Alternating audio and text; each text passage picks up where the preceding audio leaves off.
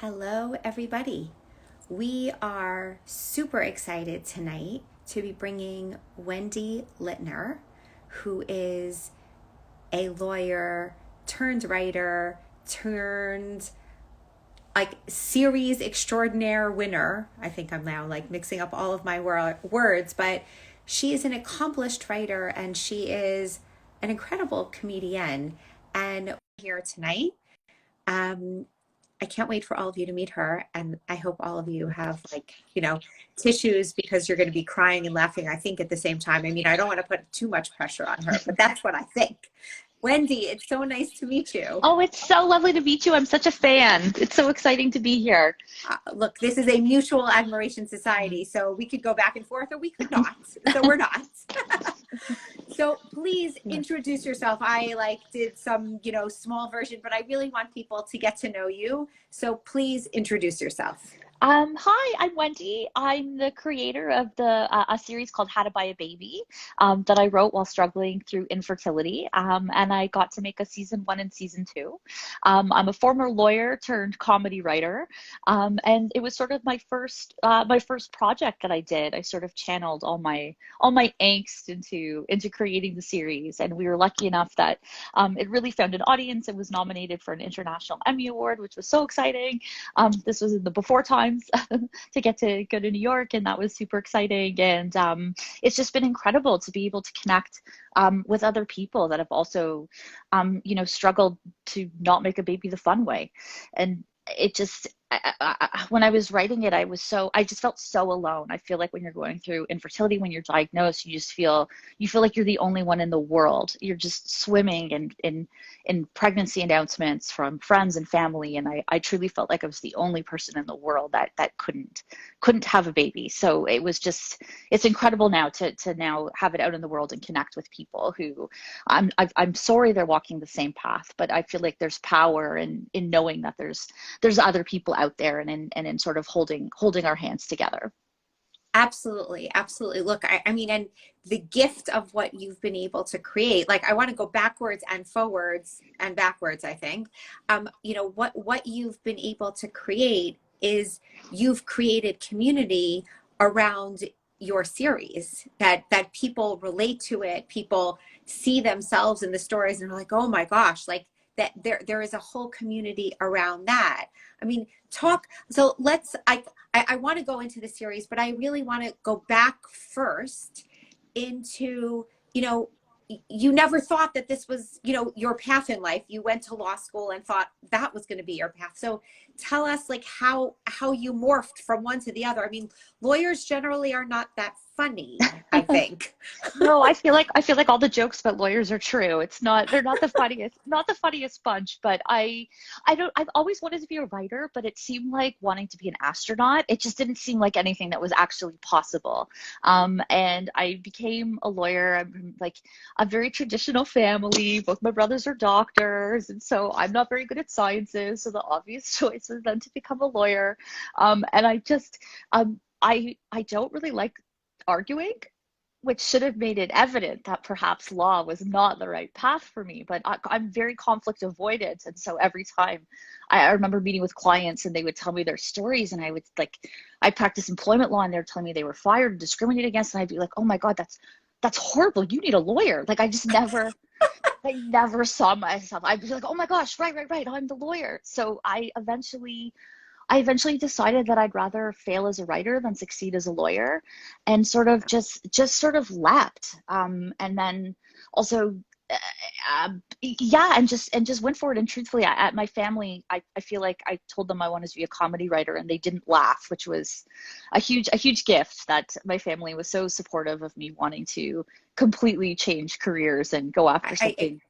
Yeah. Right. I was going to say, like, as you said before, typical Jewish families Yes. don't necessarily get behind the, like, I want to be a comedy writer. Like, it is the more Yes. like the doctors and the lawyers. Yes. I feel also like I'm not saying my mother, I very much went to law school to please my mother, and my mother passed away before I graduated law school, which, if you knew my mom, is so like her to do.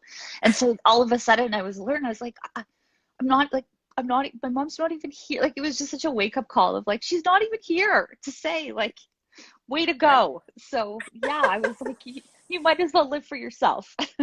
Totally, totally. So talk us through. So, okay, so you said, okay, now I'm doing this and I'm embarking on it, and anything, I'm imagining, and again, I don't know you, but if you're overachieving enough to go to law school, then I'm imagining that you're an overachiever in anything that you would want to do. So I'm sure you put your whole soul and heart into it.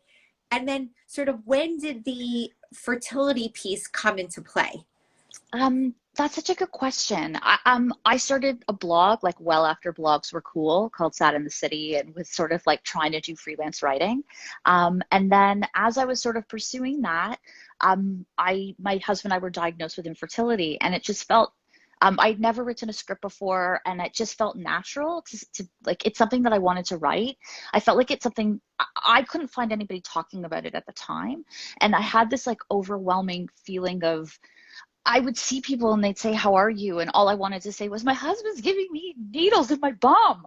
Like, it's all I wanted to, it's all, like, I felt like I was wanted to scream it from the rooftops. Like, I didn't want to talk about it, but it's all I wanted to talk about.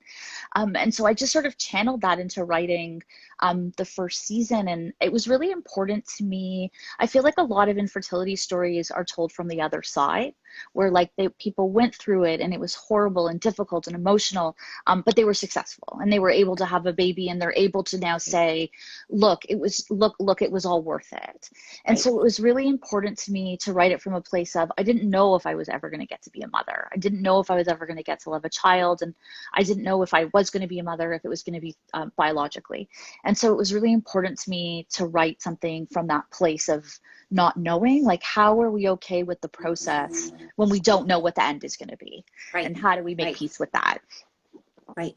And then, like, was it the, like, you would have an appointment and you'd be like, the doctor would say something that was ridiculous and you'd be like, I need to write that down, and you're like jotting it like on your phone and you're like, I need to turn that into a script. Like, how does the process work? A little bit. It was sort of more a vibe. Like, I felt like, I mean, there's parts of the fertility that are just so funny. Like, it's so, if you could really like pull back a little bit for the emotions, there's parts of it that are so utterly ridiculous, that feels so funny and ridiculous. And I just felt like there's so much comedy here.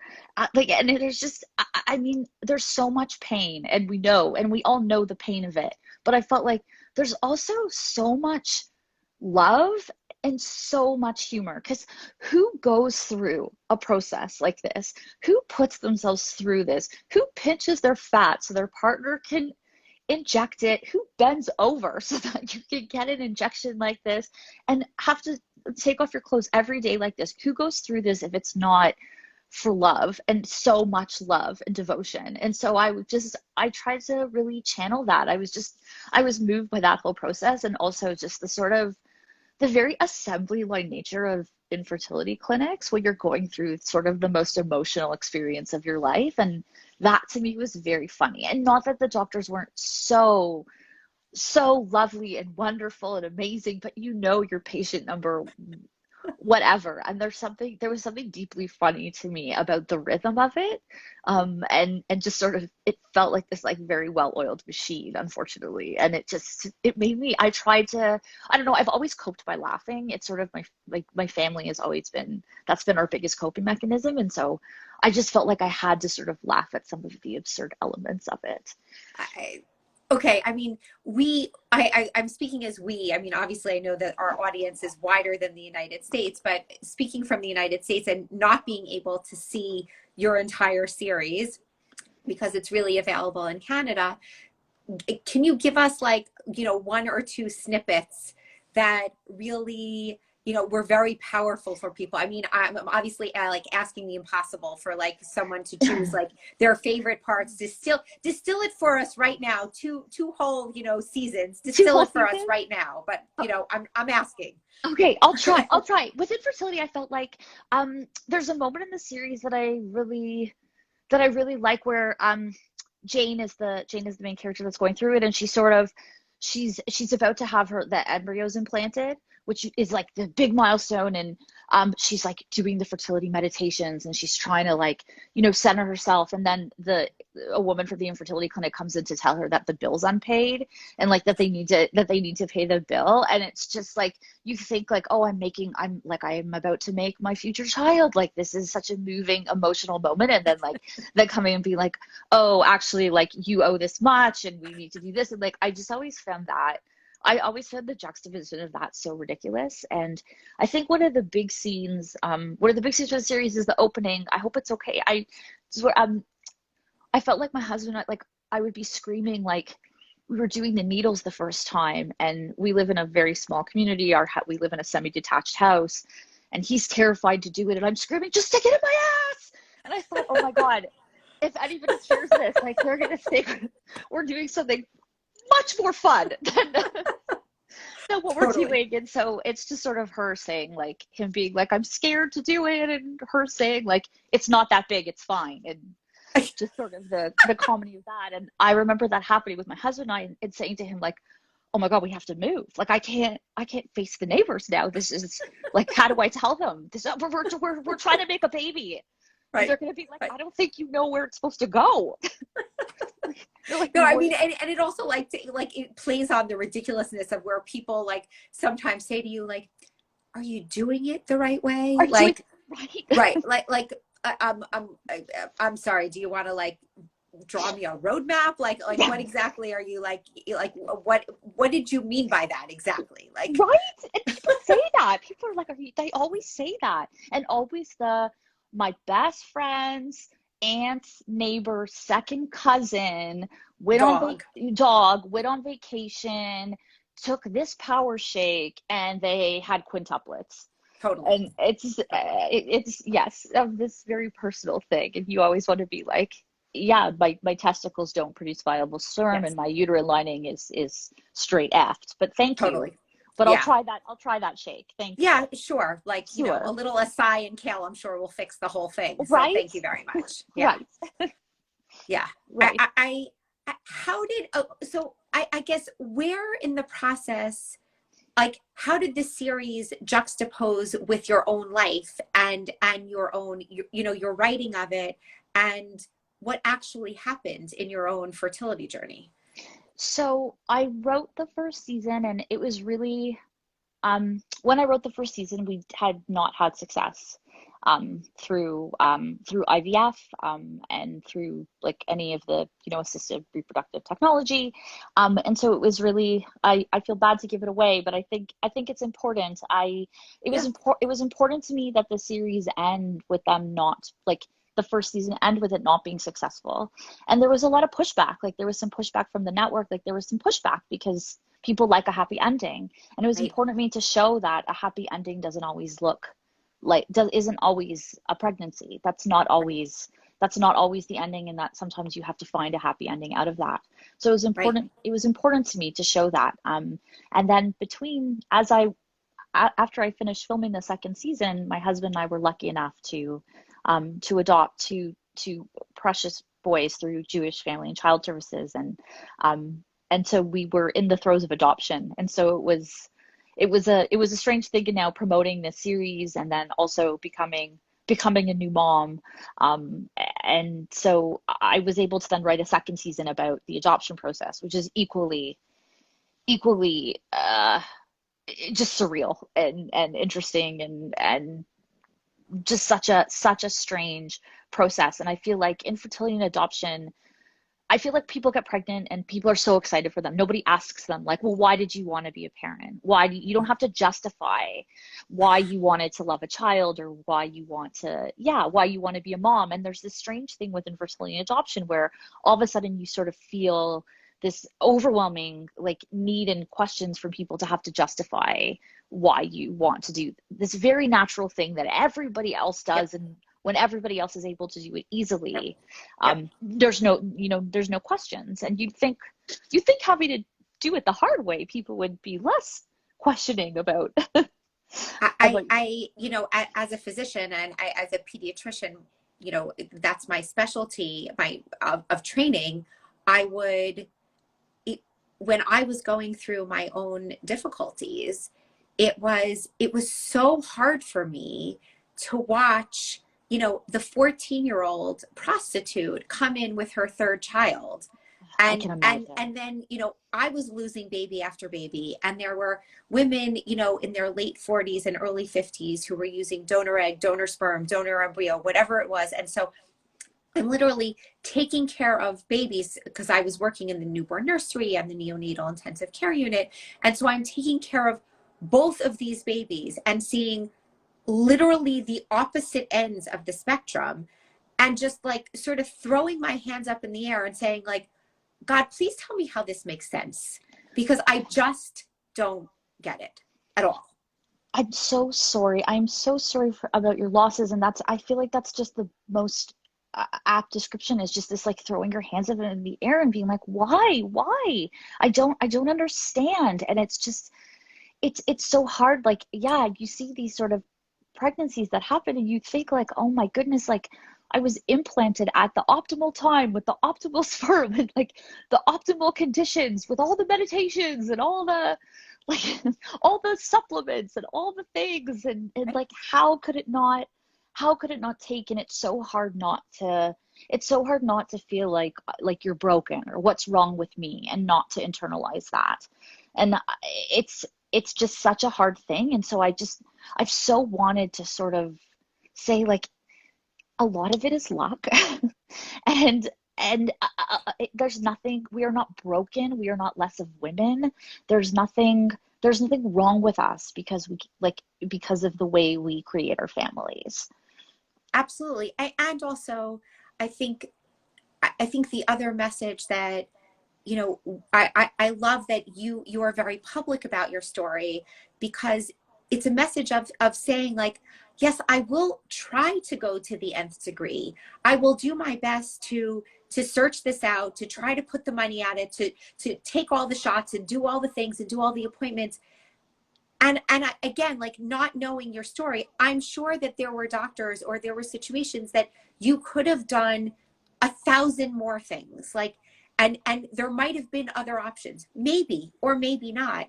But at some point, everyone makes a decision about, are we pushing forward, are we continuing, are we trying and trying and trying and trying, or are we saying, I'm going to try to save whatever is left of my sanity and my physical health and my all the things, and just try to maybe shift focus. How lucky your patients are, because I feel like that's something that doctors don't acknowledge. There's sort of, I don't, maybe I was just extremely naive, but when I started, we knew right away we'd have to do IVF. But when I started infertility treatments, there was sort of this feeling of, if you can just put the money together, if you can just put your body through it, you'll get a baby. It'll happen. And I feel like there just wasn't enough preparation or talk at the beginning about, um, I mean, it's so hard because I feel like it's not like you don't know the stats. You do, but it's so Right, hard not to feel like, well, that's not me. Like, right, I'm going to be the success though. Like, I have to be. It has to be. right. Because I mean, how else could you put yourself through it if you don't believe that it's going to work? But I felt very unprepared when it didn't, like, it becomes sort of a treadmill. At least it did for me. Was that like, I felt like it was so impossible to grieve that the only thing to do was to sort of launch myself into the next treatment, because then there's hope. And Yes. so I felt I would do that. So right away it's sort of like, you have the WTF meeting with the doctor of like, where they give you the, like, very very kind but very like, so sorry this didn't work out this time, and like, here's what we can try next, like, let's do it all again. Yep. Load up all the shots again. Yep. And so I felt I felt I wanted to jump right into it, because if not, you're just left with your grief. And at a certain point, I got to a point where I felt like I knew physically I could not do another round. I could not do another needle, and it was time to move on to becoming a mother a different way. And I told myself that plan A was always to become a mom. And so the method was sort of secondary to how that would happen. And I felt like I wasn't prepared emotionally though for the feelings that came out of a negative result. Yeah, because look, there are, I'm one of my colleagues who is a reproductive endocrinologist. Her name is Dr. Batsheva Lerner Maslow. She, you know, she and I have talked about this idea that, you have to lay out the reality for patients and not just give them false hope. That maybe this is going to end in a no. It might end in a no. We're not saying not to try, but it might end in a no, and then you have to be prepared for that. I truly, truly believe that. I truly believe that you have to lay that out. And I think there has to be counseling and better resources, I think, around this and what happens when IVF doesn't succeed. Because the Right. stats suggest that it doesn't work more often than it does, Right. unfortunately. Right. So so you feel alone starting infertility, and then all of a sudden you feel alone.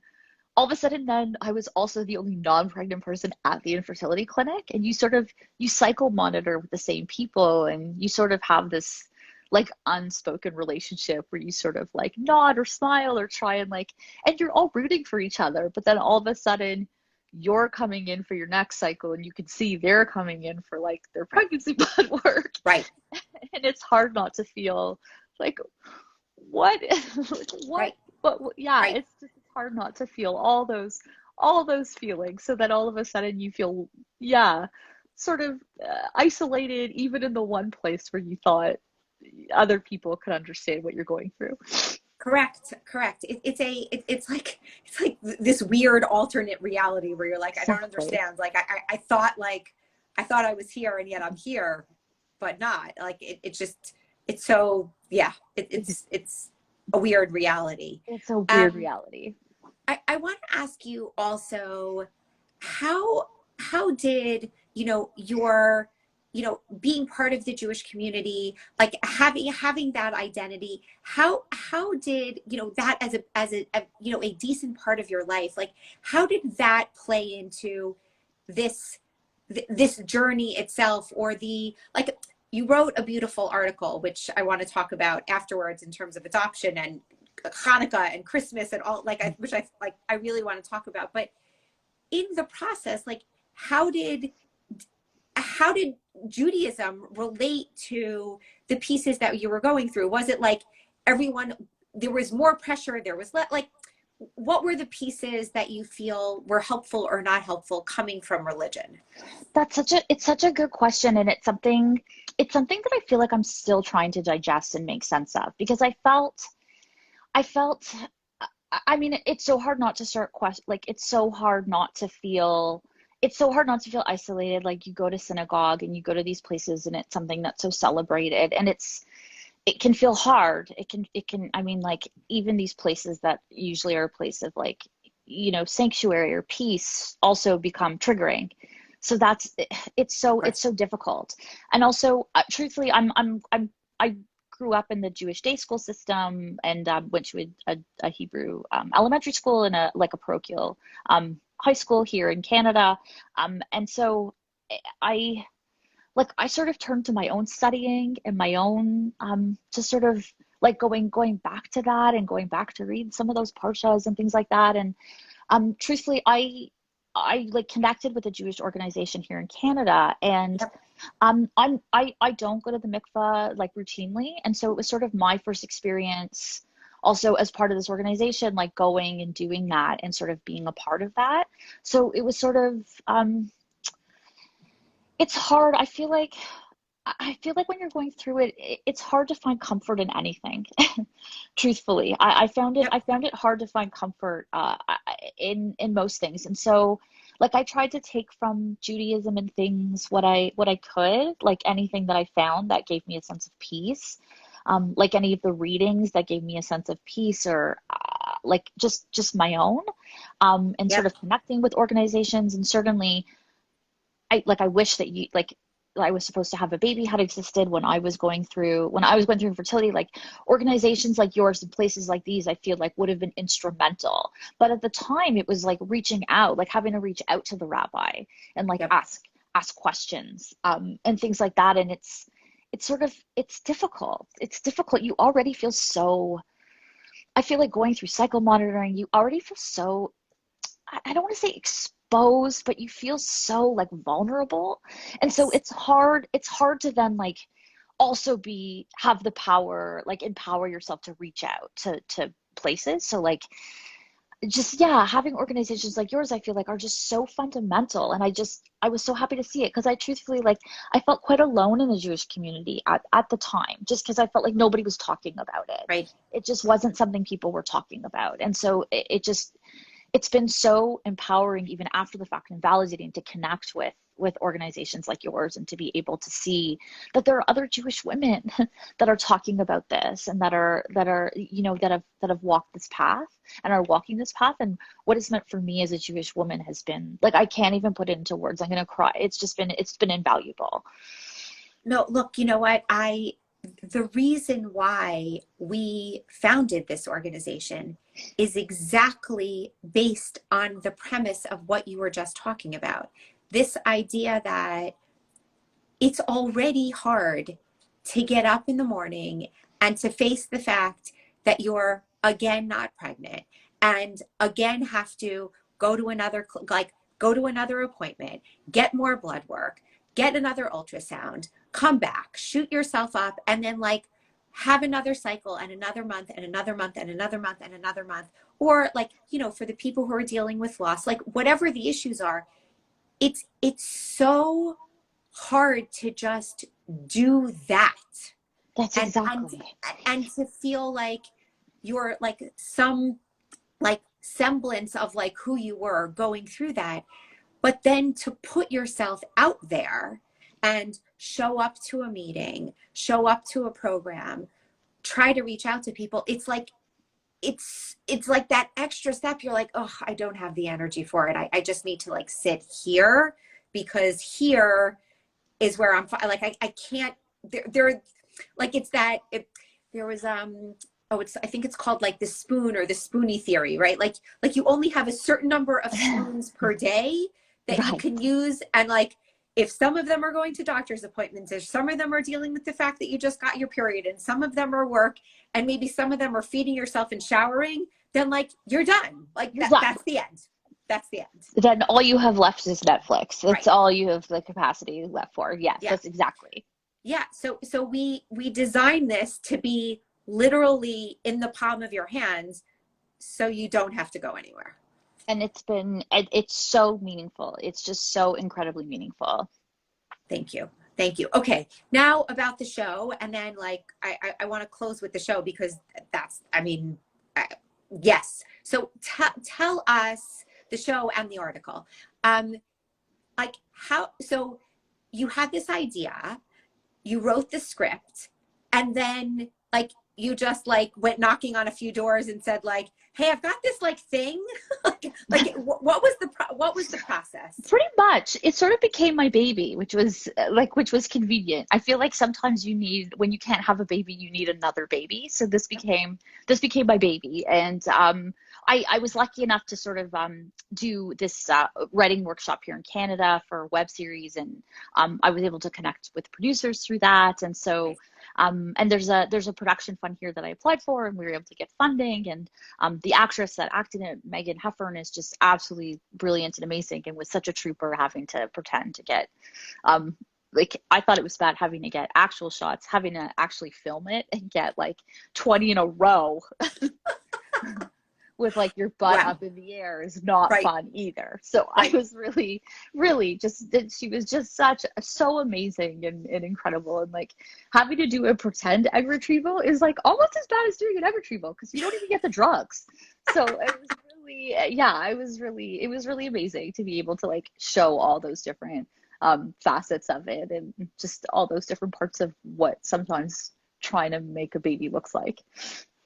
And so like how do you like how do you like you're dealing with this series and you're dealing with the production and the the business aspect and the all of those pieces, and you're also a new mom, and you have these boys, and so how do you manage all that? Because adoption itself, we've talked about adoption here, we know that adoption itself, and we're skipping over the entire process, as you alluded to, of the or am I worthy enough? Like, I know you're going to do a home study and you're going to do this and like, everything else that everybody does naturally, I have to prove to you now that I'm worthy and blah, blah, blah. But like, once you get a baby or two babies or two children, it's a lot.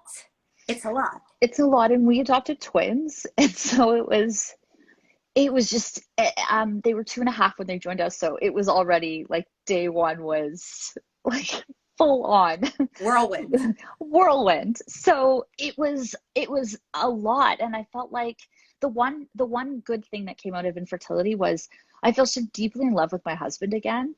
It like it sort of re my husband and I have been together since we were children, and it just I try and see that as the real positive of infertility, is that I feel like sometimes it pushes couples apart, and sometimes it really I feel like it just strengthens your love and commitment to each other. And I was so fortunate that that's what happened for my husband and I. And so he was just so amazing, and just I felt like we were such a wonderful team together. That was just such a blessing. So yeah, marketing it was all strange, and also I was really surprised. There's actually like it, a very small faction of people that are quite against infertility treatments and quite against adoption. And so I got like it was I mean, the messages I get from people are usually very loving and like really inspiring and just so moving, and I keep all of them because they mean so much to me. But I also there was a group that started a petition to stop the show because they're very anti-adoption. And so I was not prepared for that. I was not prepared for Yeah. that. Yeah, people like really take issue with infertility treatments, and I was not prepared for some of that level of hate that I Right. got around that. So that was a lot to contend with. And I still get messages here and there from people that say horrible things. And yeah, you think like, well, how lucky for you that you were able to have a baby. Right. Right. Yeah. Right. Yeah. Oh gosh. Yeah. Okay. And so like, now full circle where you are now, and you're in this place of motherhood, raising your boys, and and I loved what you said in your article. I'm going to link it for people afterwards, but what you said about like, how do I have these like different religions, like how do I put everything together? How do I don't want to take the words out of your mouth, and I'm not saying it as well as you did, but talk to us a little bit about like your thought and your thought process writing that piece. Well, adoption sort of gave me a bit of freedom in terms of like starting new, like starting traditions sort of wholly new. And so I found myself like I lost my mother, and so I just found myself Hanukkah seemed to be like a really difficult time for me. And I would find it just like really upsetting, but also wanting to give my boys like the same warmth and meaning that like Hanukkah always had growing up. But I found myself like really gravitating towards Christmas, which is like like I grew up in the Jewish day school system. Like I don't even know where that came from, but I sort of was able to like kind of understand that like I felt like sometimes when you go through infertility and loss and some of these things, like things can sometimes become heavier than Totally. than they were before. And I think like Hanukkah especially was a bit of a heavy holiday as an infertile person because it's so child focused in terms of gifts and things, and we have like of course a big beautiful family and nieces and nephews, like, and so it was always a bit of a difficult time. And I didn't really appreciate that until I had kids, because of course you never want to be the one like not sharing in the joy. And of course like you want to celebrate with your nieces and nephews and things like that. But I didn't appreciate till after, when Hanukkah would come around, I'd start feeling this like tightness in my chest because it felt so heavy. And so I found myself sort of gravitating towards other traditions, which is like so foreign to me or my family or my upbringing. But I sort of felt like it's okay. Like it's okay to tell the story of Hanukkah, and it's okay to also read a Christmas poem, because like my boys are interested in it, and it's a beautiful book, and it's okay to sort of like mix and match and make a holiday that's all your own and that's filled with love and warmth in a way that feels that feels like Do you cozy. are your boys, or there is their family of origin or their religion of origin, is it Jewish or of another religion? It is on their birth father. Their birth father is, which is like a whole other discussion, and Next like next time. time, like a whole other discussion. So like I definitely, of course, like I'm raising them Jewish, and I want them to, Right. I want them to, I want them to know all of it. I want them to know the story of Hanukkah. I want them to know all that. But I also feel like there's another aspect of them that I'd like to honor and celebrate too. And so, yeah, there's sort of this permission to be like, this is all new, and we can Right. sort of make our own. We've made our own family, and Right. we can make our own holidays as well. Right. You know what? I think that there is, I, like, it's not equivalent, but like I'm a balash tshuva, meaning that I did not grow. I know you know, but I'm Yes. explaining No, it for the of audience. course.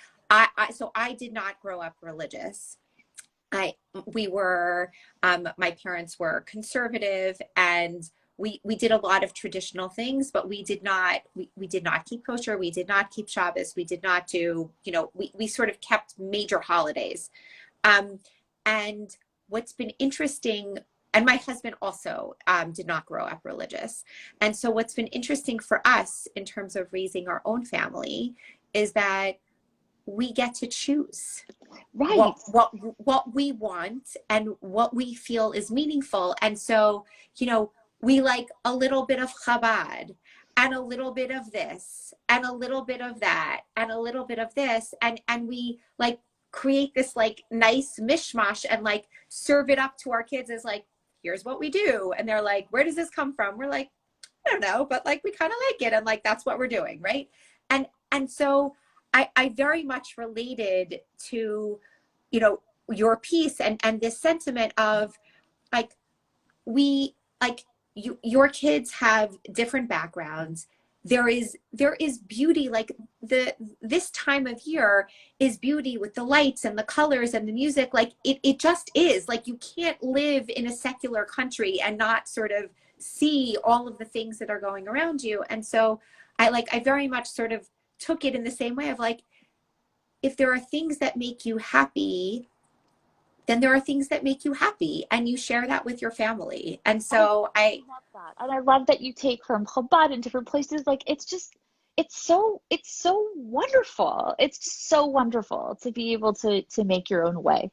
I just think it's so wonderful. And I feel like that's also like a gift of infertility, was sort of like once you sort of are freed from like, I don't want to say freed, but I mean like once sort of like the traditional way, it changes. It doesn't, it's not like yes. you realize that like maybe you can't have a baby the traditional way.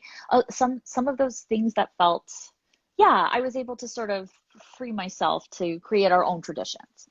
Right, right. It's like the people who say, oh, I would never adopt, have an egg donor, a sperm donor, an embryo donor, like I would never. And yet so many of those people get to a place where they're like, well, actually. Well, actually, exactly. Right, right. Right. So Which is yeah. I mean, and being able to say things like that is a position of privilege too. 1,000%, 1,000%. Wendy, thank you so, so much. I'm so grateful that you were able to spend this time with us. I mean, your series is clearly, I mean, it's award winning and clearly a gift. And we all will be like cobbling, through YouTube trying to find the bits and pieces that we can.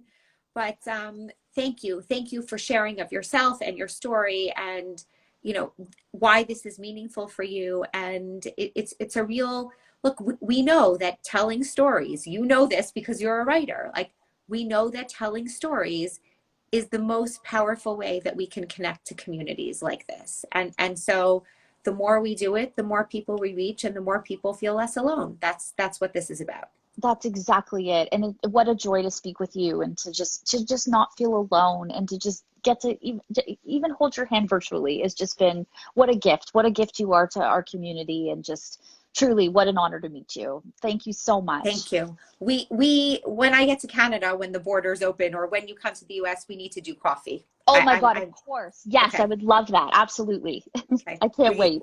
We're putting it on the calendar. Yes. Thank you. Thank you. Thank you. Everybody, I'm going to link afterwards. We'll link the pieces on YouTube, and we'll link the article that we were referencing at the end. And thank you so much. Thank you Wendy, so thank much. you. Thank Thank you. you. Take All right. care. Good night, Okay. everybody. Good night. Bye.